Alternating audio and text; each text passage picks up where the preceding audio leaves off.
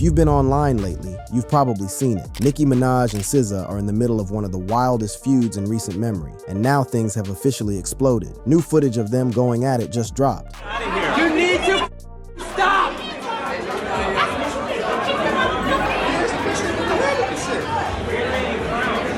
Hey!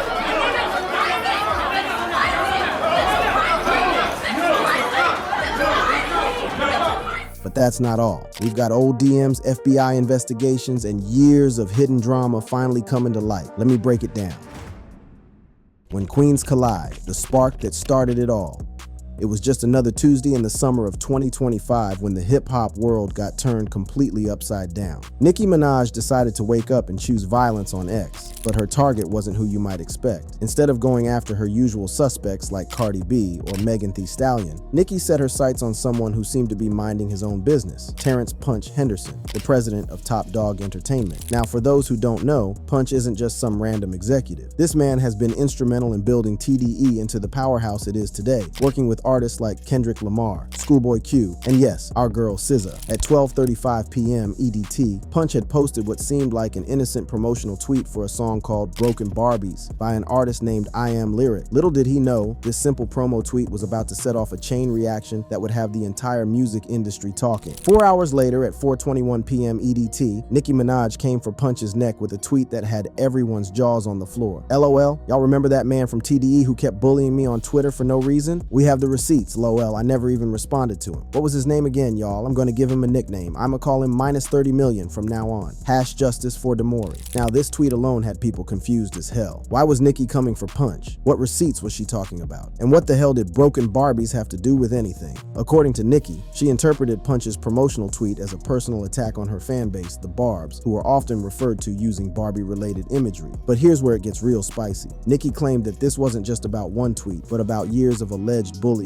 and sabotage attempts by Punch after she had rejected his business proposals. The streets were already buzzing, but nobody could have predicted what happened next. Enter SZA, completely unaware that she was about to become the main character in a drama she didn't even start. At 3:20 p.m. EDT on July 15th, 2025, SZA posted what seemed like a completely harmless tweet. Mercury retrograde, don't take the bait, LOL silly goose. Now, for anyone who knows SZA, this type of mystical, astrological reference is completely on brand for her. She's always been about that spiritual life, talking about energy, vibes, and celestial happenings. But Nicki saw this tweet and said, oh, so now you're trying to be slick. The timing of SZA's tweet, coming just an hour before Nicki's explosive rant about Punch, was interpreted by the Queen of Rap as a direct subtweet aimed at her. Never mind the fact that SZA later clarified that her tweet had absolutely nothing to do with Nicki or the TDE situation, explaining I wasn't even talking about or to anyone I had just got off stage talking about retrograde. But you know how it is when someone's already in their feelings. Logic goes straight out the window. Nicki's response to SZA's innocent tweet was swift and brutal. She came for SZA with a vengeance, posting, go draw your freckles back on Bookie #justice for Demori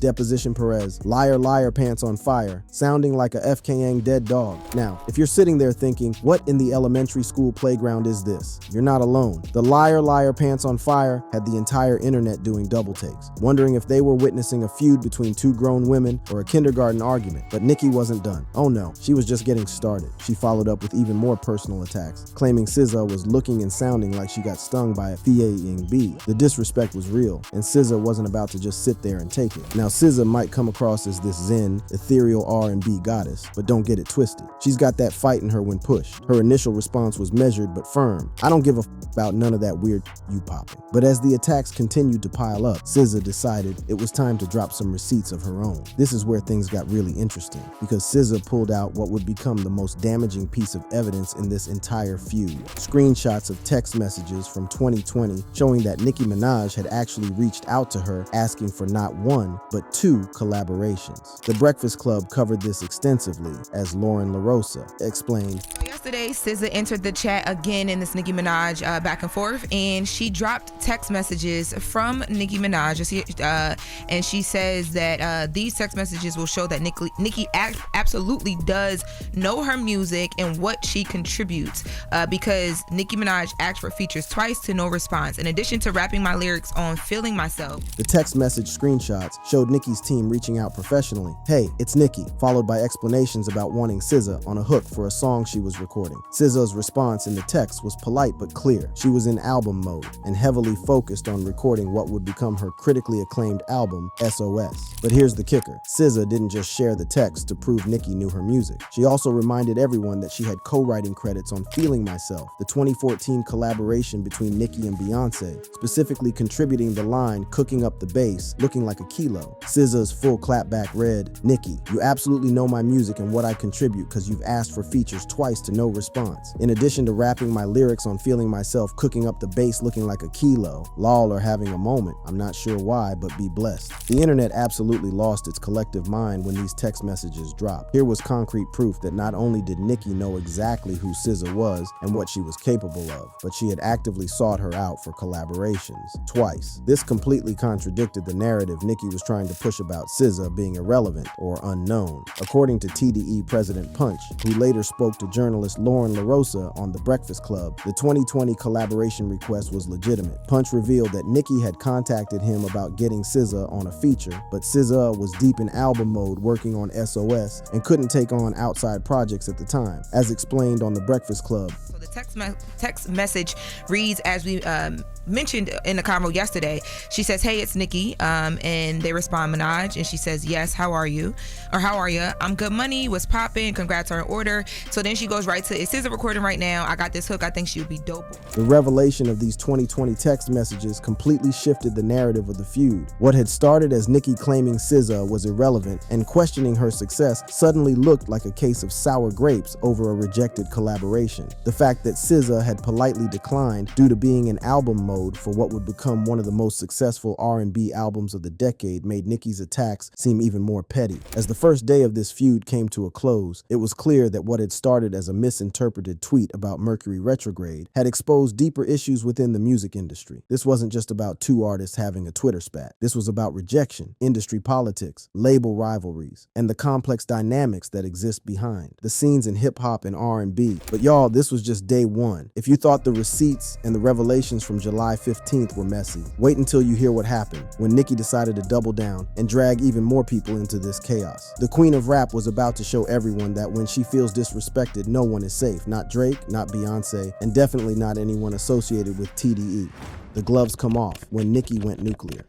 After that first explosive day of back and forth tweets and receipt dropping, most people thought maybe cooler heads would prevail. Maybe Nicki and SZA would take a step back, realize this whole thing was blown out of proportion, and move on with their lives. But clearly, those people don't know Nicki Minaj. When the queen of rap feels disrespected, she doesn't de-escalate. She goes full nuclear, and that's exactly what happened on July 16th and 17th, 2025. While SZA was trying to move past the drama and focus on her incredibly successful Grand National Tour with Kendrick Lamar, performing in packed stadiums across Europe, Nicki was just getting warmed up. The revelation of those 2020 text messages had clearly gotten under her skin, because instead of acknowledging that maybe she had been wrong about SZA's relevance, Nicki decided to go even harder. The first major escalation came when Nicki questioned SZA's entire career trajectory, posting, wait, does SZA think she's more successful than me? Lol, y'all catch me up. Plus, SZA, if every song you've ever done vanished right now, the music business wouldn't even miss you. I've been to countries that never heard of you. Now this statement was wild for several reasons. First, SZA's album SOS had literally broken records, becoming the longest charting top 10 album by a black artist on the Billboard 200, surpassing even Michael Jackson's Thriller. Second, SZA was currently co-headlining one of the biggest tours of 2025 with Kendrick Lamar, selling out massive venues across the globe. But Nicki was determined to minimize SZA's success at every turn. As if questioning SZA's success wasn't enough, Nicki decided to dig deep into SZA's past, resurfacing old tweets from around 2011, where a young SZA had made critical comments about established artists like Beyonce, Rihanna, and Ciara. Now, these tweets were from over a decade ago, when SZA was essentially a nobody in the music industry. But Nicki used them to paint a picture of SZA as someone who was inherently jealous and hateful towards successful women. Nicki's message was clear. Like, do you know the level of inside hate for yourself? You had to be this much of a seat for no reason to the women you later worked with. But here's the thing. Using decade-old tweets from when someone was young and trying to make a name for themselves themselves felt desperate, especially when SZA had gone on to collaborate with many of these same artists and had clearly evolved as both a person and an artist. But Nicki wasn't satisfied with just attacking SZA directly. She decided to bring her longtime friend and collaborator Drake into the situation. On July 17, 2025, Nicki claimed that she was actually Drake's original choice for his 2023 hit Rich Baby Daddy, which featured SZA and Sexy Red. Nicki's tweet read, "I wonder if she know I turned down being on the Shake That for Drake's song. He wanted me and Sexy on it. I said I want to wait for Pink Friday too, for me and him to do a Dricky song so it felt more special." But then she took it to an incredibly crude and inappropriate place, adding, "And now that silly goose still out here shaking that for Drake every day after swallowing his balls, allegedly." This reference was clearly about SZA and Drake's brief romantic history from 2009 when SZA was 19 and Drake was 22. SZA had previously described their relationship as youth vibes and completely innocent, emphasizing that it was not anything underage or creepy. But Nicki's crude comments suggested something far more recent and inappropriate. As if dragging Drake into the mess wasn't enough, Nicki also decided to involve Beyonce, claiming that both she and Queen Bee had issues with SZA's songwriting contributions to their 2014 collaboration Feeling Myself. According to Nicki's account, "I remember me and Beyonce was going back and forth on the phone about that part of the song. Bey was like, 'You sing it.' I was like, 'No, you sing it.' She was like, 'No, you sing it.' I was like, 'Please, I can't sing.' None of us wanted to sing the lyric." This was particularly petty because SZA had specifically mentioned her co-writing credit on Feeling Myself as evidence that Nicki knew her work and capabilities. Interestingly, Nicki initially mentioned both Beyonce and Rihanna in a post, but then quickly edited it to replace Bey with C.I., referring to Ciara, sparking speculation that she was afraid of backlash from Beyonce's fan base, the Bey Hive. Throughout all of this chaos, SZA's response was notably different from Nicki's approach. Instead of getting into a tit-for-tat social media battle, SZA addressed the situation more broadly, tweeting about the harassment she was receiving. "I get bullied by millions online every day, then step my out on a packed stadium tour where PPL show me real love in real life." This response was particularly powerful because it highlighted the contrast between online drama and real-world success. While Nicki was spending her time crafting elaborate Twitter rants, SZA was literally performing for tens of thousands of fans every night on her sold-out tour with Kendrick Lamar. SZA also made it clear that she was done engaging with the drama, posting, "Lamau, let me go back to being calm, shy, and meek. Y'all have blessed night. See you tomorrow for night 2 Paris." The use of the word meek was particularly interesting, as some fans interpreted it as a subtle reference to Meek Mill, with whom Nicki had previously feuded. As this feud escalated, the music industry and fans began taking sides, with many people criticizing Nicki's approach as unnecessarily cruel and petty. SZA's fan base rallied around her, pointing out that she was being attacked for essentially doing nothing wrong. Her original Mercury retrograde tweet had nothing to do with Nicki, and her 2020 decision not to respond to collaboration requests was perfectly reasonable, given her album commitments. Even radio personalities were struggling to understand the situation. Listen, some people complain about everything but never tolerate a single complaint about themselves. I don't even know if these complaints from Nicki are valid because I still don't know what the hell's going on. The fact that respected voices in hip-hop media were publicly questioning Nicki's behavior showed just how poorly this feud was being received by industry insiders. What made this feud particularly messy was the way it exposed the complex web of relationships and rivalries within the music industry. Nicki's attacks on SZA were inherently tied to her broader issues with TDE and its president Punch Henderson.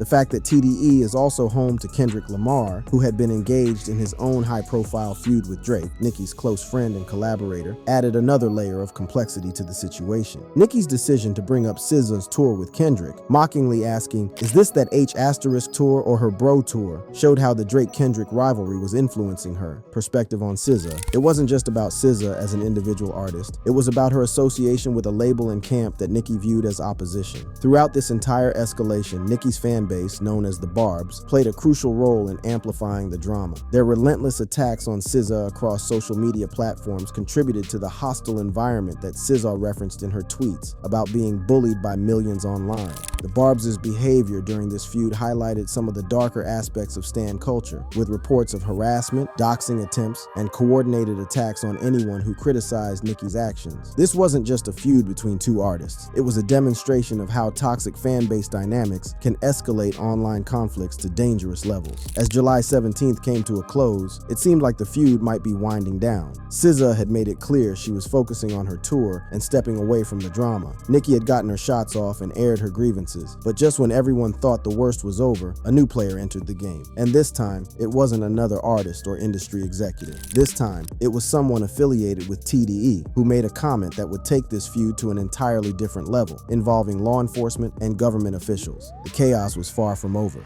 When beef becomes a federal case, the nuclear option. Just when the hip-hop world thought they had seen the peak of messy behavior in the Nicki Minaj versus SZA feud, July 18th, 2025 rolled around and proved that sometimes there's no bottom to how deep celebrity drama can go. What started as a misinterpreted tweet about Mercury retrograde was about to involve the FBI, a Florida congresswoman, and allegations of criminal threats. Y'all, this is where the story goes, from typical hip-hop beef to something straight out of a legal thriller. While SZA was trying to distance herself from the drama and focus on her European tour dates, a TDE affiliate named MacWop decided to insert himself into the situation during a live stream. During the stream, MacWop made a comment that would escalate this feud beyond anything anyone could have imagined. Nicki, relax, or you get put in the blender like your boy did.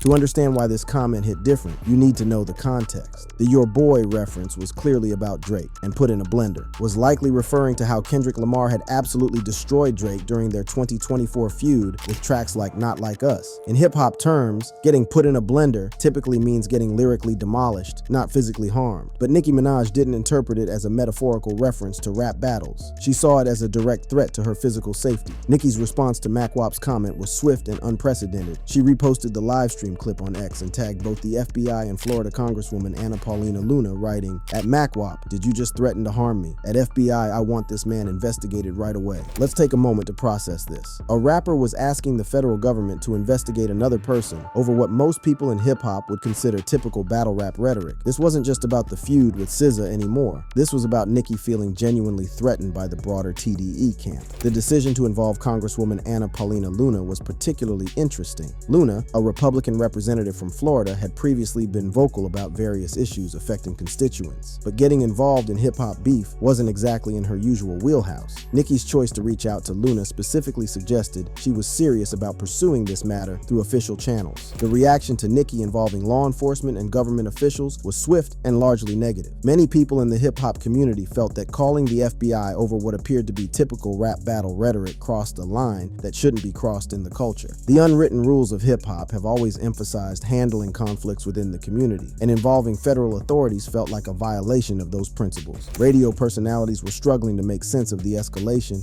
I was thinking about that this morning. I was doing my makeup. Like, are any of these complaints valid, and how do I know? Because it's so much, and it's been going on for like weeks with Nicki Minaj. The broader hip-hop community began questioning whether Nicki's response was proportionate to the perceived threat. After all, rap music has always included aggressive rhetoric and metaphorical violence. The idea of involving federal law enforcement over what many saw as standard battle rap language felt like a dangerous precedent. Throughout this entire escalation, SZA maintained her composure in a way that contrasted sharply with the chaos surrounding her. As the situation spiraled completely out of control, SZA made it clear that she was done with the entire situation, focusing instead on her incredibly successful tour and the positive energy from her fans. Her final major statement on the matter was both graceful and pointed. "I get bullied by millions online every day, then step my out on a packed stadium tour where PPL show me real love in real life." This response was particularly powerful because it highlighted the disconnect between online drama and real-world success and happiness. SZA's decision to focus on her tour rather than engage in further drama showed a level of maturity and professionalism that earned her respect from industry peers and fans alike. While Nicki was tweeting about FBI investigations, SZA was literally performing for sold-out crowds of 50,000 plus people every night, proving that success is the best response to negativity.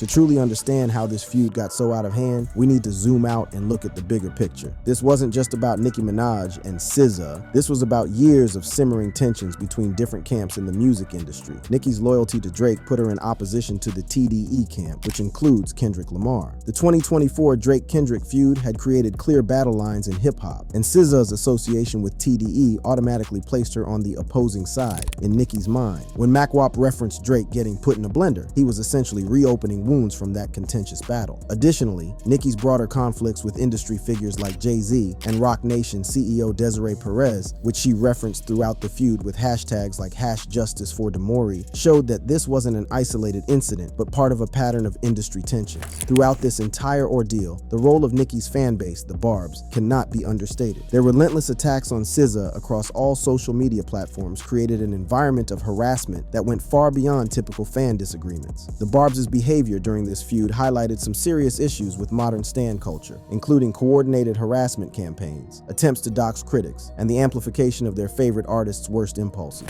When millions of fans are willing to attack anyone their favorite artist perceives as an enemy, it creates a toxic environment that can have real-world consequences for the targets. At the end of the day, this entire situation could have been avoided with a simple phone call or DM. If Nicki had reached out to SZA privately to clarify the Mercury retrograde tweet, or if she had processed her feelings about the 2020 collaboration rejection through therapy instead of Twitter, none of this would have happened. Instead, we got a masterclass in how social media can amplify misunderstandings, how fan culture can become toxic, and how industry politics can influence personal relationships. We also got a demonstration of grace under pressure from SZA, who showed that sometimes the best response to chaos is to focus on your own success and happiness. The Nicki Minaj versus SZA feud of July 2025 will likely be remembered as a cautionary tale about the dangers of social media, the toxicity of stan culture, and the importance of handling conflicts with maturity and professionalism. In a world where everything is content and every disagreement is potential clickbait, perhaps the real lesson is knowing when to log off and focus on what actually matters: the music, the fans, and the positive impact you can have on the world. And that, y'all, is how a tweet about Mercury retrograde became a federal case. In the immortal words of hip-hop, the game is to be sold, not told. But sometimes the real game is knowing when not to play at all. If you enjoyed this video, check out our other awesome videos on the channel. Thanks for watching, and we'll see you next time.